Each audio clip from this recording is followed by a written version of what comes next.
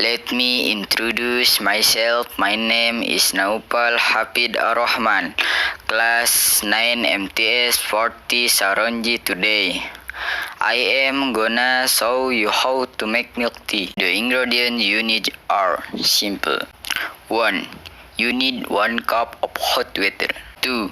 Provide 1 bag of tea bag. 3. You need 2 tablespoons of granulated sugar. 4. Provide 3 tablespoons of Indomilk white sweet and condensed milk. Okay guys, let's check the step. 1. Boil tea in 1 glass of hot water. Then let stand until it reaches the desired level of tea and temperature. 2. Add 2 tablespoons of granulated sugar and tablespoons of white sweet and condensed milk. This amount can be increased or decreased according to taste. 3. Stir until the sugar and milk are dissolved. Now the milk tea is ready to be served. Thank you for watching.